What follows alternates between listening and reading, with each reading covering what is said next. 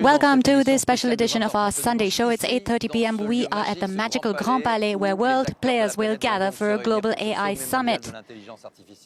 Good evening, Mr. President. Thank you for being here. And good evening, Palki Sharma. Namaste, Palki.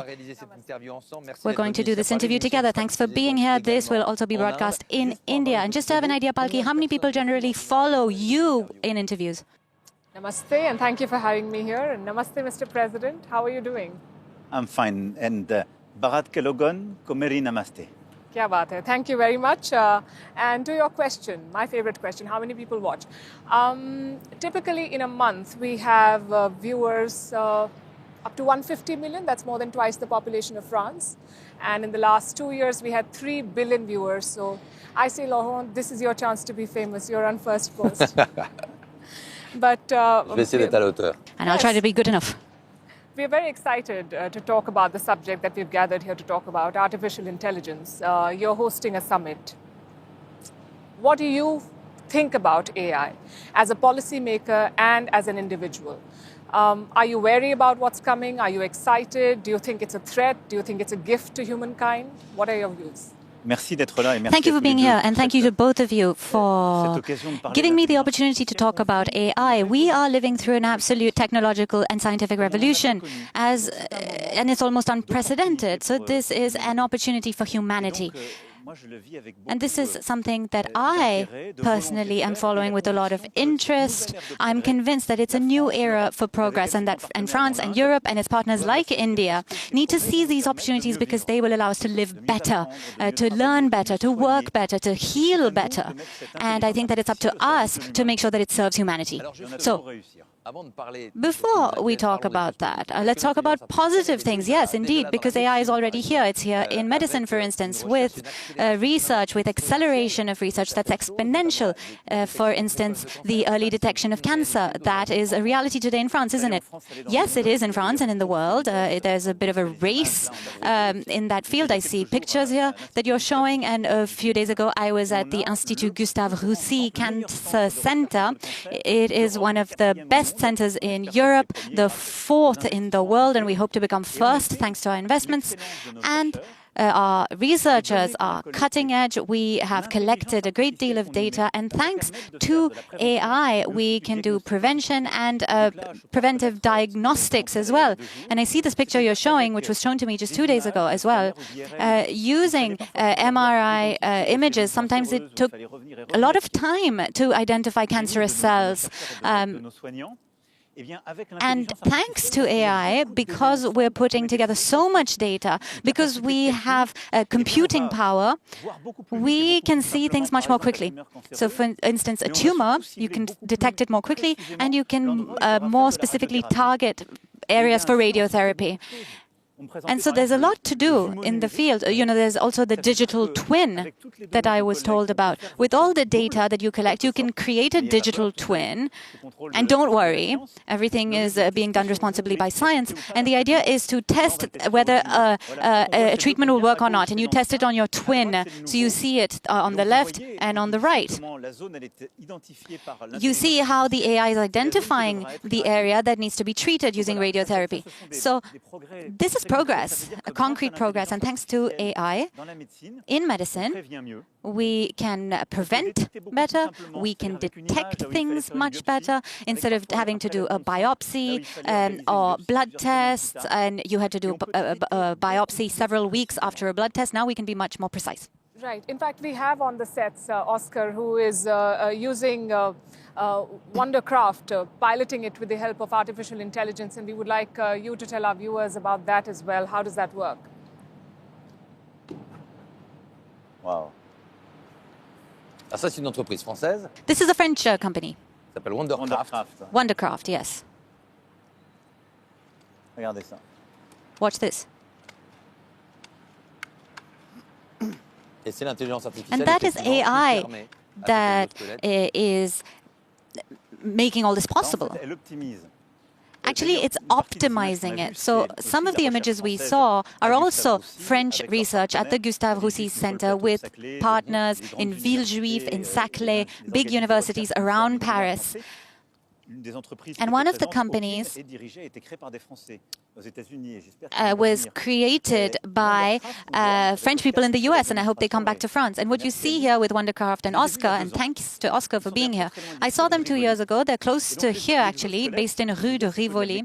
The exoskeleton is mechanical, and you have a remote control on the side. So what's the role of AI? Well, it has computing power which assists the skeleton, and because they've put so much data in there, and because their processors are of such good quality, they can recontextualize continuously and improve the capacity of the exoskeleton. It is consistently optimized, and it understands how he's walking, and it also understands the environment that he's in. So what's important to understand is that AI is actually technology which will allow people, using their enormous computing power and their ability to manage huge data sets, that they will be able to train and will be able to optimize mechanics. Palki, here, as in France, would you say that in India people are worried about AI? I think people are excited. AI adoption in India is high. But there are concerns, of course, just like in France, there are concerns about job losses. What will it do to the job market? There are concerns about misinformation, about copyright violations, about intellectual property rights. So that is my question to you then. How, as a policymaker, how are you going to address those concerns? Who will make the rules to regulate AI, and who will enforce those rules? Well, the first thing, before I get to that, is that, first of all, we need to be a part of the race. And for me, one of the main messages, and I think we'll come back to that when we think about the geopolitics of innovation, before you regulate, you have to say, well, we want to be a part of this. We want to invent solutions and technologies, and we want to create our own. We don't want to be dependent on others. But so, what about people who say that the best worker ever is actually going to be an AI? Well, that's not true. That's not true. That's also something that will disrupt the labor market. You have to think of them as assistants. AI will not replace humans. I don't think so. I don't believe in that. It's a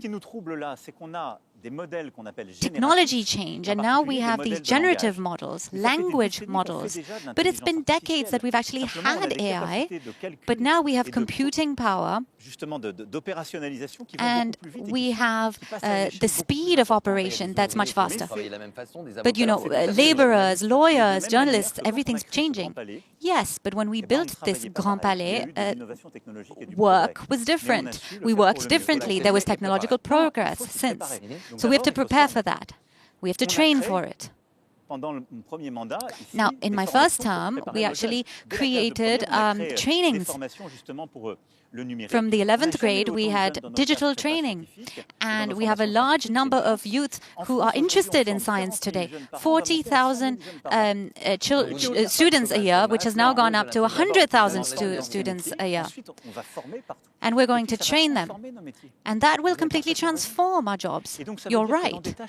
So in tasks that are very repetitive, you're actually going to be able to delegate some tasks to these assistants. But there are enough and more studies that show that jobs are going to be lost. And do you think that we are moving fast enough in the direction of training the workforce to ensure that people do not suffer? Because that is a real worry. You're right. The key is to train and to support people, because their jobs will change. So people who do repetitive tasks, maybe they will have an AI assistant who will do some of that for them.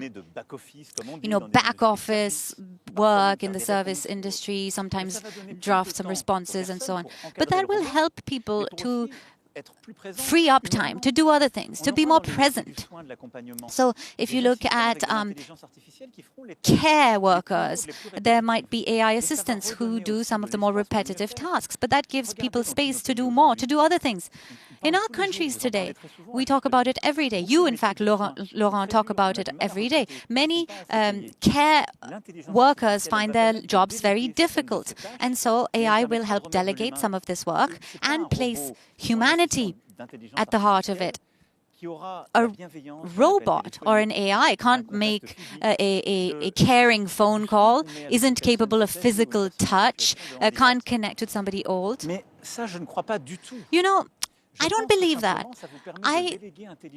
What I think is that it's about delegating things that you don't want to do. And I believe, and it's up to our society to organize that it's going to free up time. And not all economists agree. Some say it'll be huge productivity gains. Others say no, not so much. But we need to arrange things so that AI helps you free up time for these repetitive, low value-added tasks so that you can have more time. So people in public services, for instance, they need to spend time with us. They need to be humane. There's a lot of loneliness and solitude in our society, so we need to delegate some tasks. And I was saying that for the care sector, and it's up to us to organize that. But I don't think that will be replaced. This is a debate we already had when robots turned up. We talked about it in the 90s. People said robots will replace us. And we actually blocked the development of robotics. And we deindustrialized in a way. And that's something we're correcting now. We've been correcting it for a few years. In sectors where we have robots, well, our workers, they are trained. They pilot these robots. They don't have as many health issues. They have time. They follow the quality, and they create more value. Another risk is manipulation, identity theft, scams. Today you published a video of yourself, and we're going to see some videos. Palki, what do you think about this video that was posted today?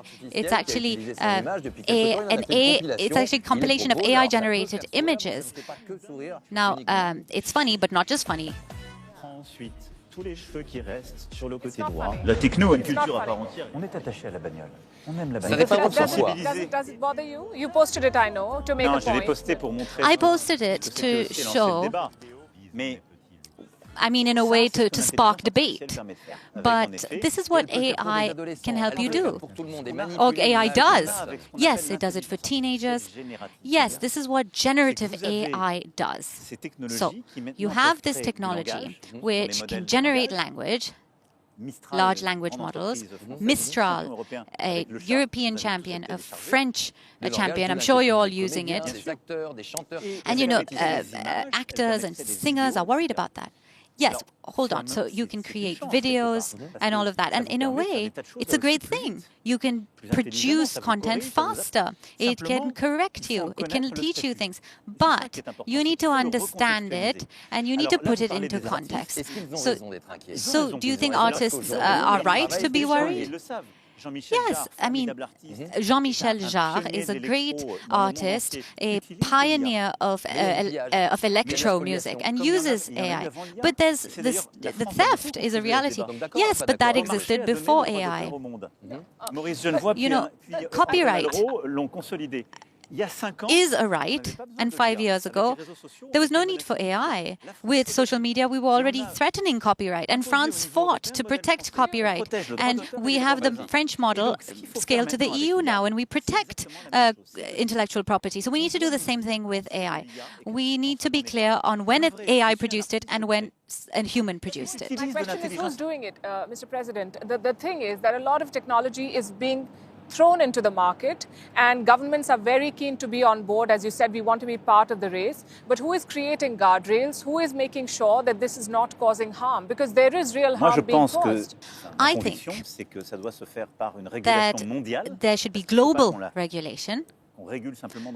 I think we shouldn't regulate things only locally because the innovation is global. We need partnerships between private and public stakeholders, and that the right behaviors are encouraged. So I think that people should say when something has been created by AI.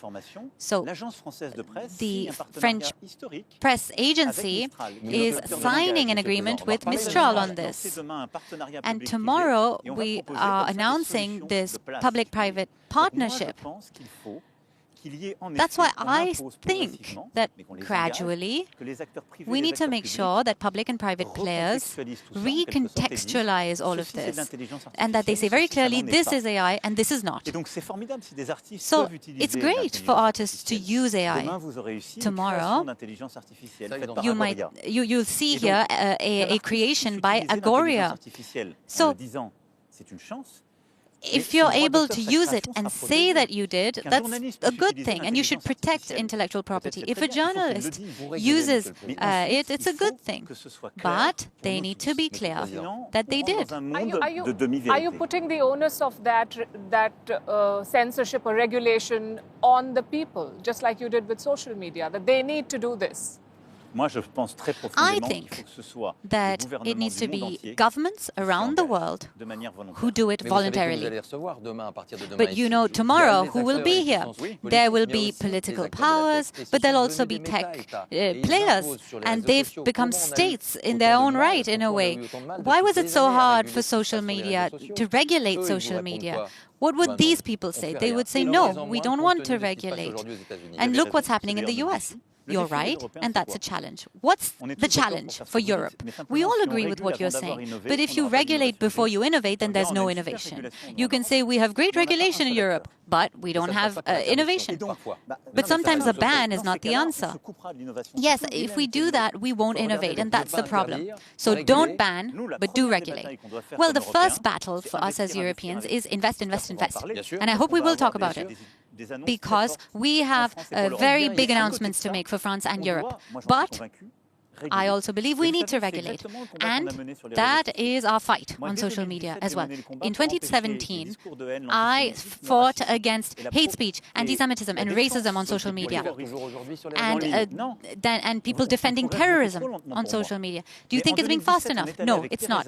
But in 2017, with Theresa May, after the terrorist attacks, everybody said, free speech, let's not regulate. But then there was the Christchurch terrorist attack, where using social media, a terrorist filmed the attack. And here in Paris in 2019, we launched the Christchurch call, and we succeeded.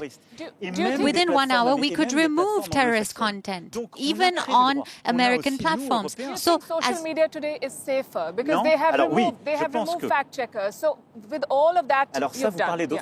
Now you're talking about something a little different. One, we managed what we call the golden hour, which means that within 1 hour we can remove terrorist content. In Europe, we have a regulation, we have done it, we have implemented it, and it's going to change, right? Yes, in Europe, platforms have a responsibility when they disseminate hate, anti-Semitism or racism. But the US is not doing it. The Chinese are not doing it. India is still thinking about it. So actually, we're at the cutting edge in Europe. And we are trying to push for moderation. But you are right, that platforms said, we don't want to moderate. That's politics. We're all about free speech. Well, they're wrong. Why are they wrong? Because behind social media and in AI too, there are algorithms, and these algorithms help you do incredible things, but they always have biases, and so they need to be transparent so that you can verify them. And they need to be transparent for all. All that to say that there's a huge challenge, a huge regulatory challenge, and that is why with Canada we have a global partnership for AI. And India chaired it last year, actually. But that is that we need to do at a global scale. And in Europe, we're pioneers. But we need to involve everyone, because we cannot regulate just in one geography. So the summit that's going to take place here, it's not a summit amongst friends, is it? Not everybody gets along. Not everyone has the same ambitions. On the one hand, you have CEOs, tech giants, be they Chinese, American, European, French, sometimes smaller companies as well. So, what is the ambition of such a summit? Are you trying to tell everyone, let's work together? Or is it the winner takes it all? What's the idea here? Is it China, the US dominating the world? Well, you know, it's a bit of both, but what we're trying to say is that France and Europe are credible players on AI, and we want to go further and faster. We are the 5th global power in AI. France is. So we have great strengths, but we're also running a little late, aren't we? Well, we're all late behind the US in investment and training. Well, on training, we have partnerships. We have a partnership with India, which is excellent on training. So like I said, we have 40,000 students, but we're planning on training 100,000 students. We have data scientists, mathematicians. France has talent, and that is a strength. We are lagging on data centers. So computing power, you need supercomputers that will take all of this data. And you just announced a partnership with the UAE. Yes, and with Canada. So yes, Europe is going to go faster, France is going to accelerate too, and tomorrow we will announce 109 billion euros of investment in AI over the years to come. And that is the equivalent of what the US announced with Stargate. So basically, the US announced 500 billion, and we're going to do 109 billion. And it's because we worked so hard and because we have strength. And the UAE is going to make these investments. They're going to create a huge data center. And in American and Canadian investment funds and French companies will also be present, Orange, Thales, and others. When you install a data center, Mr. President, it uses up a lot of energy. So what about the environment? Are you going to talk about it at the summit? Yes, we will. And we're creating a partnership for sustainable AI because it does use a lot of energy. And the two rare elements that you need are, first of all, the processors, the chips, the semiconductors, the most powerful and the smallest, and also energy, carbon-free energy. That's what we need. So, in Europe, we launched a big program on semiconductors with the help of the EU. And in France, we actually make semiconductors, and we're going to continue making them. And we want to create new partnerships. And the Stargate announcement. I just want to finish, Palki, sorry, on semiconductors. So semiconductors and energy use. And I want to focus on this because I think neither the French nor the Indians know this. In France, what is a huge strength is that we have some of the most carbon-free energy in the world. We have a stable grid, and we export our carbon-free energy because in the 60s, our predecessors chose nuclear energy. We developed it, and we are continuing to build new nuclear reactors, and we also focus on renewable energy. So last year, as a result of this, we exported 90 terawatt hours. And no other European country produces so much carbon-free energy in addition to its own consumption. And so when we build data centers in France, it's different to the US because their data centers use oil and gas. Push for this tomorrow, then. Are you going to ask for sustainable development of AI? Yes, and we're doing two things for that. We're saying France is the best. And we're saying when you come and build data centers in France, they will be clean because our electricity is clean. And we're not going to do it to the detriment of our industry, of our households, and so on, because we already export energy. And secondly, we believe in frugal AI, and that's what recent innovations have shown. Our models consume less because they are more specialized. And today, in the LLMs, amongst these LLMs in which you go and type things, you should go download Mistral instead of ChatGPT. We should do that. When you download it, you're helping France. You're helping a European champion. And that is sovereignty. But the kind of money you've announced, Mr. President, you're talking about frugal innovation. The Americans have thrown money at the problem. You are talking about a big project. And then comes China with its DeepSeek, creating models at a fraction of the cost. Did that innovation take you by surprise? Did that breakthrough make you sit up and think, what did the Chinese do and how? Well, that's just to be expected because things are moving very quickly. So we were thinking that it was all about scale, that you had to be faster. But what did DeepSeek do? They took everything that was already available from the last AI model and then they recalibrated it. And they were more frugal. So that's what made it more economical. Well, everyone's going to do that, and that's why you need to be a part of the race. So is that good news for us? Well, I would like the next generation of this to come from Europe. So there is a kind of race to scale. Are we fully lagging behind? No, we're actually in the race, and the investments that we'll be announcing tomorrow will help us do our share. And then we need to be the most innovative, we need to be the smartest, and these innovations need to be linked to people's needs, and that's what we saw with the exoskeleton earlier. So tomorrow, we have Peugeot, Citroën, our big car makers in France and in the world. They are actually building a partnership with Mistral, which is excellent news. That means that everywhere in the world, when you buy a car, you will have an AI assistant in these Peugeot and Citroën cars, which will help you drive, which will collect data at the same time, and which will make Peugeot and Citroën stronger. And so, are you telling Indians to download Mistral instead? Yes, patriotism. You know, it's something that I believe in. For 7 years, I've heard a lot of debates in France that seem crazy to me. You know, oh, we should tax these companies and so on. So, you know, sometimes our CEOs go abroad. They offshore their companies. You know, I'm telling them to be patriots as well. You know, when we were all of the last 7 years, they also need to recognize all the good that we've done. So would you call these CEOs and tell them that? Yes, for 7 years we've been working on the supply side. That is, focusing on innovation, re-industrialization. We've done it at record levels, creating jobs. We have startups, innovation. We're leading Europe on that, leading Europe in AI. All of the work that we've done. And public services, redistribution. And it's not just about preserving that, it's about accelerating it. And what I want to say tonight is that it's a new era for progress. France and Europe can be champions with India, right? Investing.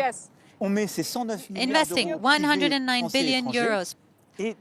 French and foreign money. And then we have AI, Prime Minister Modi tomorrow. I wanted to know what can we expect in terms of announcements on your partnership with India, and as India and France work together, are you creating a new era of non-alignment in the technology space? I think that with Prime Minister Modi, we firmly believe that India and France are two great powers.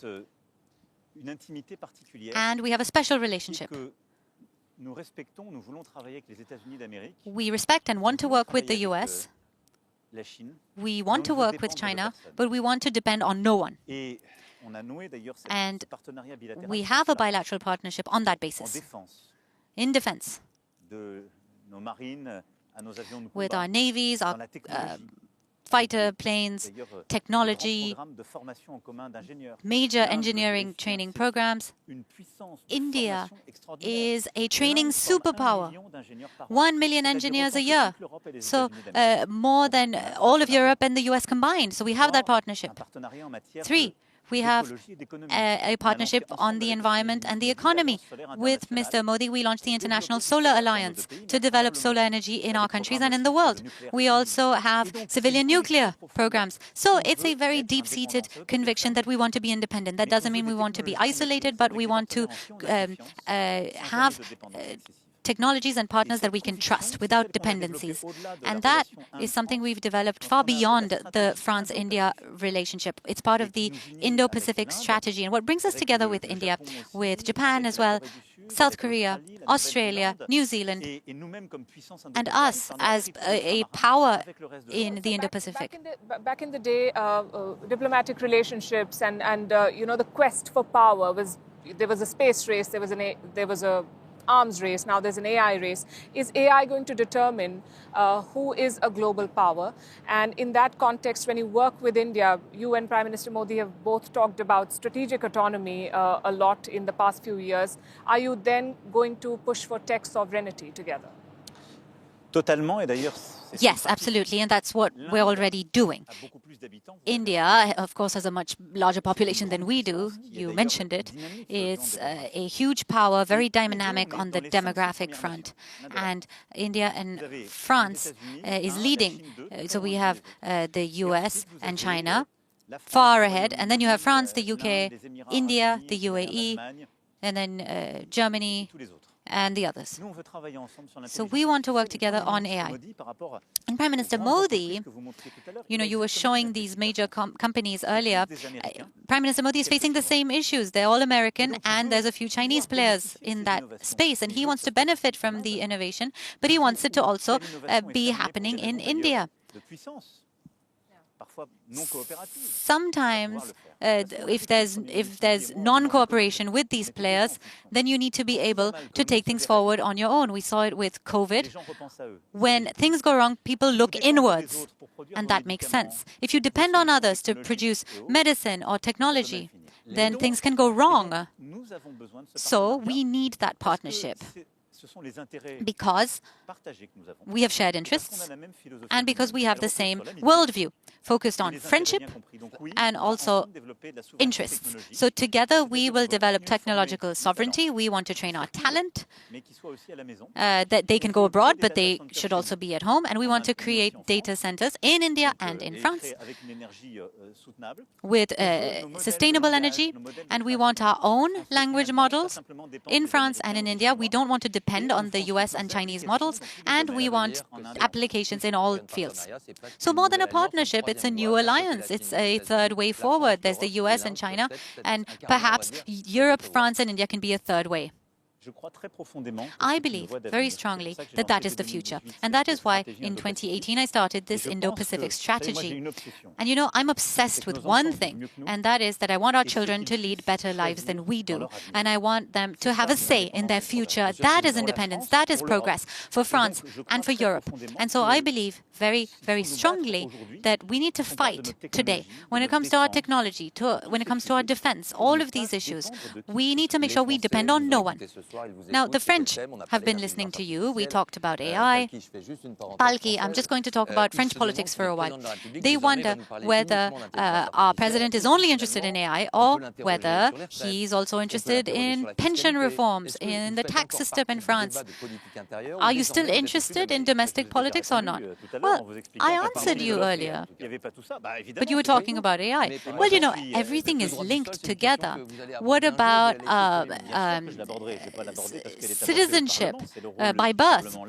Well, that's the role of the parliament and the prime minister and his cabinet. So do you think that today it's easier to be prime minister than to be president following the dissolution? Well, that's how institutions work. The Prime Minister, like his predecessors, heads the cabinet, leads his ministers, comes up with bills for Parliament, and the Prime Minister works alongside the President. It's always been the case. And so do you plan to organize referendums? Well, there are times that the President is more involved, but actually, I think the idea is to focus on broader guidelines. So let's move to the rapid fire. One question before that. I wanted to ask you, are you going to ban Chinese AI in France? Well, I don't think that it makes sense to ban a technology because of where it comes from. That's not our approach. But for all the technology, all around the world, where it doesn't come from Europe, we look into it carefully if our sovereignty is at stake. We've done it in the past for technology. So we don't have this American approach of banning tech because of where it comes from, but we will think about whether we can accept non-European technology for critical sectors. Here's an example, telecoms. It's a yes or no question. Pardon? It's a yes or Non, no aujourd'hui, question. aujourd'hui, on ne va Well, pas les no, bannir. we're not going to ban them today, but it's related to what you were saying on technological sovereignty. This is a question that will be a focus. So, yes or no, 60 seconds, it's going to be very short. Short questions, short answers. Let's go. I'll ask the first question. Is AI already a threat for our democracy? Oui ou non? Oui. Yes. Which country is France's most important partner in Asia? Ah, je dirais l'Inde. India. Est-ce que vous gérez personnellement? Do you vos manage réseaux your own sociaux? social media accounts? Je regarde. I look, mais je gère I pas might look, but I don't manage. What is your favorite way to address people? Tweets, TikToks, or the good old press conference? Ça dépend desquels. Well, it depends. Comme ça. Est-ce que This is the best. le réseau X d'Elon Is Musk est Elon un outil de Musk's propagande ou X a tool for d'information? propaganda or information? C'est un réseau social, ni l'un ni l'autre. It's social media. It's neither one nor the other. Mais surtout pas un lieu d'information. But it's not for information. One word to describe your equation with Prime Minister Modi. Amitié. Un mot Friendship. pour décrire votre One word relation to avec define le your président relationship Trump? with Donald Trump. Respect. Respect. France, AI dominating the world, or France winning the next World Cup? What do you want? Les deux. Les deux. Both. Est-ce que vous utilisez encore, Monsieur le Président, And do you l'application Strava still lors de vos use joggings? the Strava Je l'ai app jamais for running? utilisé. I never C'était used les gens it. qui couraient autour de Oh, vous. is the- Je crois même pas. Je pense There was qu'ils people running l'utilisaient pour around leur you? jogging à eux. I think quelques-uns, people mais were vous inquiétez using pas, it for la their sécurité est own bien assurée. running. But don't Ok, worry, my merci, security is Monsieur le fine. Président. Merci, Malky. Thank you, Mr. President. Thank you, Palki, for being with us. It was such a pleasure and an honor to be with you this evening. Fantastic. Namaste. The pleasure is all Merci. mine. Namaste. Merci beaucoup. Merci à vous. Thank you. Tout de suite, c'est du cinéma. Merci, Monsieur And le now Président. we move on Du with cinéma a sur France film 2, SOS Fantôme, l'héritage. with SOS À très Phantom. bientôt. À Thank très you. bientôt. Merci à vous. Bon courage à Merci. toutes et tous.